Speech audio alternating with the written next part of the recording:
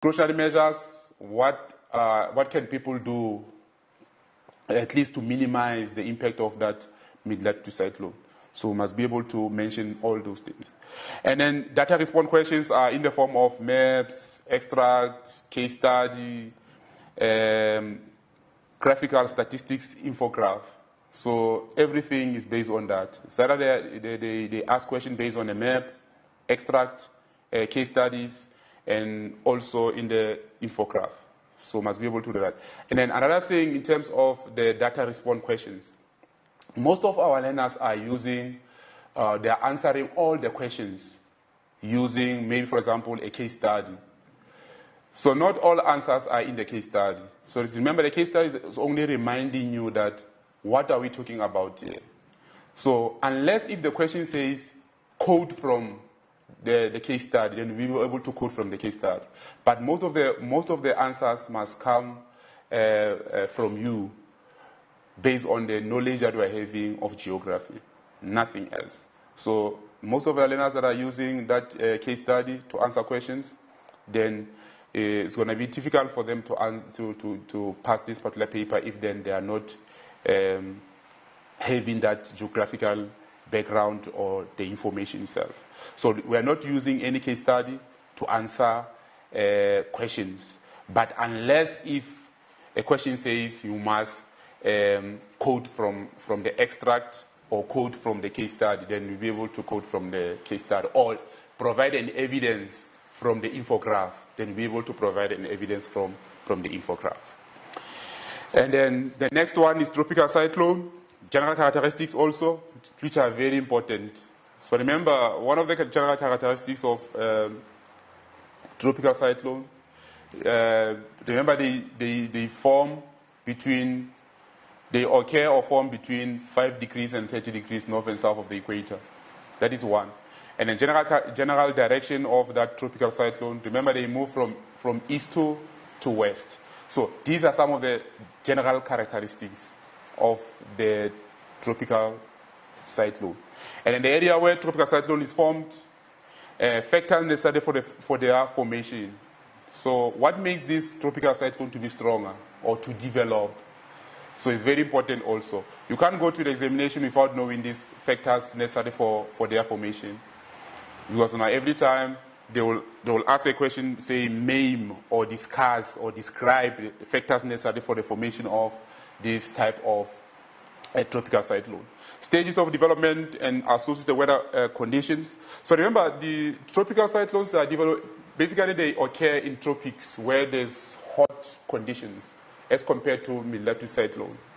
So that means now, in terms of the stages, the pressure must be low so that the tropical cyclone can develop. And then also the associated weather conditions, they will be different from those ones that are mid-latitude cyclone. That means I'm saying to you learners, in order for you to understand these two cyclones, you must compare them. Because the other one is developing on the west, the other one is developing on the east. So you must be able to compare the two cyclones so that you can be able to have a clear understanding of these cyclones. Reading and interpreting satellite and synoptic weather map. So you must be able to interpret the satellite image, synoptic weather map based on a tropical cyclone. Case study on one recent tropical cyclone. You must know the impact and also strategies that help to manage the effects.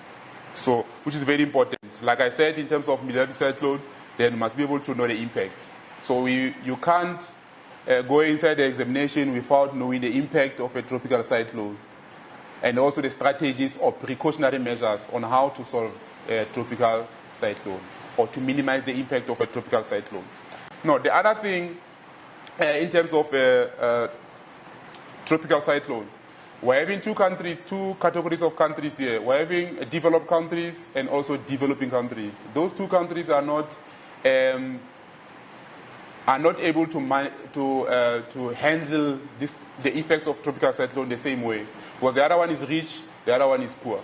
So that means you must be able to provide us or give out or explain why developing countries it's going to take long for them to to recover from the impacts of a tropical cyclone as compared to maybe a rich country, which is a developed country, in terms of resources, obviously. So must know that also, which is very important.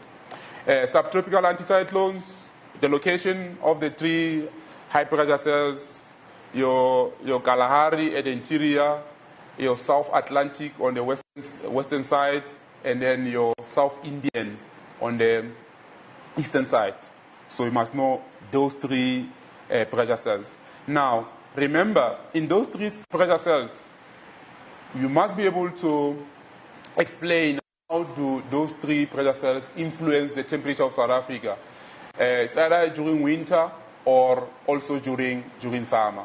So must be able to draw a sketch just to show during winter they affect South Africa this way. This one is dominated in Kalahari pressure, for example, is dominated in interior. Then obviously that warm moist air from Indian Ocean won't be able to enter into the interior. So that sketch, that diagram or that drawing, you must be able to draw us that sketch so that we'll be able to explain or how these three cells affect or influence the temperature of South Africa. General characteristics, the influence on the weather and climate. General characteristics, because remember, when we're talking about anticyclones, we're talking about high pressure. So what is the general characteristic of high pressure? High pressure is a cold air, and cold air sinks. So those are one or two characteristics that we can mention there. The rotation of that anticyclone obviously will be anti-clockwise rotation when it subsides into the surface. So that means you must be able to explain that. Like if you look at your trial examination, it was also there was also a question where they ask you about the general characteristics of a Kalahari high pressure. So must be able to explain to us those general characteristics. And then anticyclones, circulation and associated disturbance, your moisture front, your land thunderstorm, coastal low pressure, South African berg winds. So these are traveling disturbances that one must also know, and also know how to define each. So that means when you're talking about moisture front, you must be able to define what is a moisture front, what is a land thunderstorm, coastal low pressure, and then also the berg winds, South African berg winds. You must be able to explain to us or define what is South African berg winds. So which is very important. So remember, in geography, you must know all the concepts so that you can be able to approach any question in geography. And then reading and interpreting satellite and synoptic weather map, which is very important. One must be able to interpret, because now, remember what we said earlier. We said our questions in geography on paper one are based on satellite images, synoptic weather map, sometimes also based on the extract and the case study. So must be able to use that information there and then be able to answer questions based on anything that they are asking you there. And then valley climate and urban climate. So that means we have a microclimate of the valleys, the effects of the slope aspect. What is the slope aspect?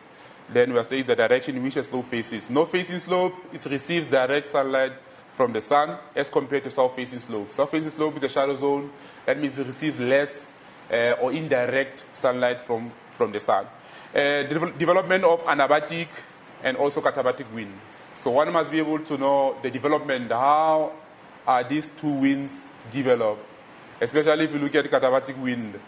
That is where we'll start by talking about terrestrial radiation, and then the air will sink down the valley. It becomes cold and sinks inside the valley, and then immediately when it sinks inside the valley, it forces that warm air at the valley floor to rise. And then because now outside is cold, that warm air won't be able to escape the valley. So immediately when that air is not able to escape the valley, it will only settle at the mid-slope. That is when we say it's a thermal belt. So that is the development of this katabatic wind. Anabatic wind, it's a rising air inside the valley. Immediately when that air rises inside the valley, then we say it's also an anabatic wind. So that means one must be able to explain the development of anabatic, must be able to explain the development of katabatic wind. And then the reason for difference between between rural and urban climate. That is when I will talk about urban heat island. So must be able to define what is the urban heat island, why the temperature of urban area is warmer than the surrounding rural areas. So must be able to give us what causes that, what causes the temperature of urban to be warmer than the one in a rural area. So one must be able to give out reasons. So in terms of this topic, every time when it has been asked in a question paper, it's always straight to the point. So that is where now most of our learners will score marks here, maximum marks in terms of this question, if only they study it correctly and understand it. And then pollution dome also during the day and during the night. Must be able to draw the pollution dome during the day and also during the night. So that you can look at the difference between the night pollution or pollutants and also a day pollutant. And then the other one is the strategy to reduce the heat island effect. So must be able to provide us with the strategies on how to reduce that. And also the impact, how this urban heat island will affect people's lives in an urban area. So must be able to give us that strategies and also the impact on people specifically.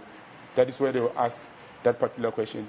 So strategies to reduce is very important and must be able to give us strategies on how to reduce urban heat island. And then question 2. That means we are done with question 1. Question 1 is out of 60, which is climate and weather. That means if you follow everything that I'm saying you must follow here, you'll be able to get maximum marks there in terms of that particular question, which is question 1, climatology. Climatology is only talking about air. It's either it's a cold air or it's a warm air. When it rises, it condenses. When it subsides, it does not condense. So that is how you'll be able to understand the content of climatology, because we're talking about only air, nothing else but air. Now for question 2 is geomorphology, which is also 60 marks. Geomorphology talk about only water, nothing else but water. How is that particular water going to form or develop landforms when it flows from the source up until the mouth or up until it enters the ocean? And then the first thing that we must know is the drainage systems in South Africa. That is where the concepts feature in there. So must be able to give us the concepts here of drainage basin or drainage systems. So we're having many concepts here. That means I'm saying to you, in terms of geomorphology, it is based on concepts. One must be able to understand the concepts of geomorphology so that can be able to explain the processes behind those concepts. Because now if you don't know the concepts of geomorphology, then you won't be able to answer any question in relation to geomorphology. Geomorphology is based more on concepts, grade 12. So if you don't study your concepts properly, then you won't be able to answer any question, because after each and every concept, there's a process. So you won't be able to answer anything. Now, fluvial processes must be able to also to analyze and explain those different fluvial processes. But if you look at bullet number 4, the important concepts, one is drainage basin, catchment area, river system, watershed, tributary, source, mouth, confluence, drainage density. There are so many concepts there in geomorphology. I just mentioned only these ones, because now they feature most in the drainage basin. But in most cases, geomorphology is based on only concepts. I'm repeating it again, grade 12. For geomorphology, you must know the concepts. You must know your concepts. Because if you don't know your concept, then you won't be able to answer anything, because after each and every concept, there is a process. Now, in terms of bullet number 2, let's go back to the bullet number 2, fluvial processes. So we're having so many fluvial processes. Remember, we have to understand for example, you have to understand longitudinal profile of the river. Longitudinal profile you must be able to understand that profile. You must be able to define what is a longitudinal profile and then also what is a transverse profile, just to differentiate between those two profiles. In terms of longitudinal profile, remember, it's having those stages: upper course, middle course, and the lower course. And then most of these fluvial processes that are happening at the lower course. So that means you must be able to know your delta, your braided stream, the processes behind each is delta, braided streams, floodplains, levees. So all those processes that are happening at the lower course, then you must be able to explain each and every feature that is developing at the lower course there. So you must know that. Catchment and river management. Now, in terms of catchment and river management, most of the time, this question, when they ask the question itself, is based on a case study. Maybe they'll give you a case study or give you a picture. Then must be able to answer questions based on the, it's either about they give you a picture or a case study. Now, one also must know, in terms of catchment and river management, how do you manage our rivers? Where do we get water first? What are you using water for? And how are we polluting our rivers or our catchment areas? And then how do you be able to manage that? So must be able to give us that strategies on how to manage or minimize the way in which people are polluting our catchments or river itself. And then the learners are expected to be concept rich and content rich. So I said it before, and then now, if you don't know that, then you won't be able to answer anything here. You must be rich in terms of concepts and also content. Because now, if you are not rich, you won't be able to answer anything. We must prepare ourselves accordingly so that we can be able to answer any question here.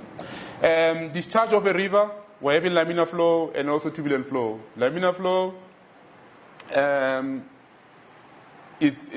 the riverbed is even, and also turbulent flow is uneven. Types of rivers, must know that also.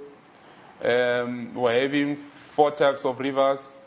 It's permanent, periodic, episodic river, and exotic river. So we must be able to distinguish between those types of rivers. And also, the most important thing in terms of types of rivers, remember, we're having water table. So it's either the water table, you must know the water table during dry season, and also water table during wet season. So that you can be able to check the flow of that particular river. Drainage patterns. Drainage patterns, dear learners, in terms of drainage patterns, in most of the time, you see, this question, you must know the characteristics of this, the appearance first, the appearance of each pattern. If you are saying it's a dendritic pattern, then you must be able to look at the appearance. And then also must know the characteristics of each. You also must know, the last one must know the underlying structure, which is very important. In other question papers, when they are asking this particular question, might be asking the 15-mark question, or also in the short objective questions. Short objective questions, maybe they will put column A, column B, and then they will give you those drainage patterns. Or they will give you multiple choice type of questions then in terms of short objective questions based on drainage patterns. So one must understand the characteristics and then also underlying rock, which is very important. Drainage density. Now, for example, grade 12, in terms of drainage density, most of the time they'll give you 2 structures or two drainage basins. The other one is having less streams. The other one is having more streams. And then questions will be based on that. Why this one is having more streams? Why this one is not having more streams? So remember, we're having about 5 factors that influence infiltration, runoff, and drainage density. So one must be able to understand that when you are being asked in terms of drainage density. Stream order of a topographic map, for example, one must be able to to give out the definition for stream order, and then also be able to give us the stream order of a drainage basin in terms of that content. And then fluvial processes, river profiles, we're having across and longitudinal profile, stages of a river. I've talked about that. Fluvial landforms, meanders, oxbow lake, braided stream, floodplains, natural levees, waterfall, rapids, and also delta. So these are very important fluvial landforms, especially they are formed at the lower course of the profile itself of the river. And then river grading. In terms of river grading, we're having graded and ungraded profile. One must be able to explain why this river is graded and then why this river is ungraded. And then also, one must be able to explain the process that must be taken, that must take place whether before a river can be graded or be ungraded. So those processes, the one must be able to explain that. And then river rejuvenation, the concept is very important there. One must be able to know the concept of river rejuvenation first, and then must also know the factor that influence river rejuvenation. Why do we have river rejuvenation? What causes river rejuvenation? So must be able to give us those facts and then features that are being developed because of river being rejuvenated. So must be able to explain to us how are those features formed. And then river capture, which is stream piracy, definition is very important also there in terms of river capture. And then you must know also the two concepts that are also very important in addition. You must know headward erosion. You must also know abstraction, which is very important. Those two concepts are also very important, including also river capture, which is very important, or stream piracy. And then in the same stream piracy or river capture, you must know features that are formed because of river being captured, and then five features to must be able to explain each on how it's been formed. And then the other one, the impact on the misfit stream. How does it's going to affect people that are staying close to that particular river? And then the other side also, that is basically the capture stream. How is going to affect the production in that particular area? So one must be able to distinguish between maybe capture stream and misfit stream. A capture stream is a river that stole the water of another river, and then misfit stream is that part where water is not longer going that side. So must be able to explain what's going to happen to the community around, what's going to happen to farming, and then also what's going to happen to a domestic use of water around the area. And then the other side, then water, there will be enough water because now that river has stolen the water from the other side. And then we're having superimposed and antecedent streams, which are also very important, two concepts. Then one must be able to explain or differentiate between super and antecedent stream patterns, which is very important. And then catchment and river management, the importance of managing drainage basins and catchment areas. Why is it important for all of us to manage drainage basins and catchment areas? So the impact of people on drainage basins and catchment areas. So that means in terms of the impacts, we're basically talking about how are people affecting or polluting water. And then most of the time, this question will be asked based on a case study, like I said before. Then one must be able to explain the strategies on how to reduce the impact that people are having in terms of polluting our drainage basins and catchment areas. So it's very important for you grade 12s to understand the concept of river management in terms of catchment and river management. River management must be able to define to us what is the river management. You must know the importance of using water. You must know the impact of people on drainage basin. You must know the strategies on how to solve that impact. And then section B, which is map skills and techniques, which is very important also, which is the last question. So the first part of the question, it's a calculations. Like for example, I've made examples there, magnetic declination, area, gradient, but we're having many calculations. So one must be able to know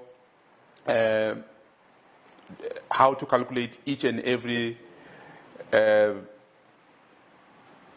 one of those calculations given there. So if you are saying magnetic declination, you must be able to calculate what is a magnetic declination. If you are saying area, one must be able to calculate what is an area. Gradient, one must be able to calculate what's gradient. Vertical exaggeration, one must be able to calculate vertical exaggeration, which is very important. And then the other one is a map interpretation. So in terms of map interpretation, for example, grade 12's map interpretation is based only on the content in paper 1. For example, we're talking about climate and weather and geomorphology. So that means in terms of map interpretation, we'll be only focusing on that, nothing else. So slope aspect is possible for you. You must be able to know the direction in which the slope faces. For example, if you go inside the map, based on the contour lines, you look at those contour lines, then you'll be able to check whether the slope is facing north or is it facing south.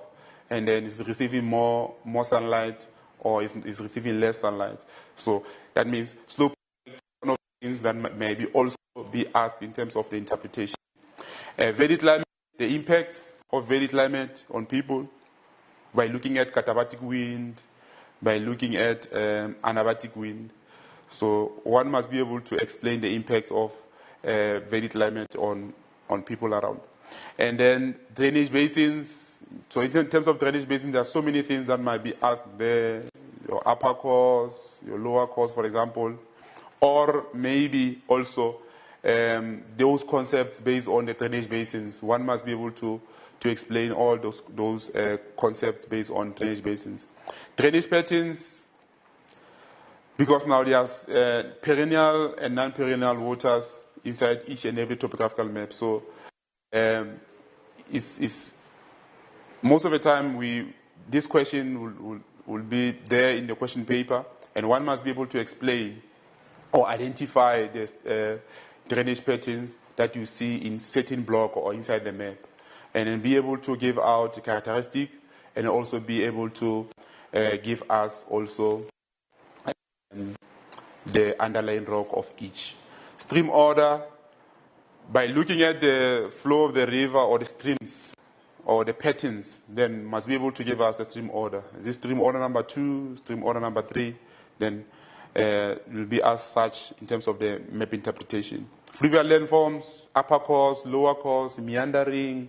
Is the river meandering here? Then you must be able to identify that inside that. So these are some of the examples of map interpretation inside the map.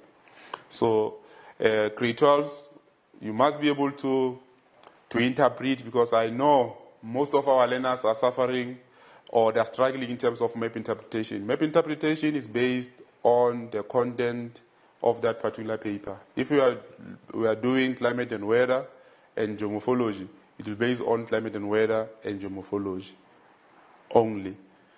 So it's only 12 marks.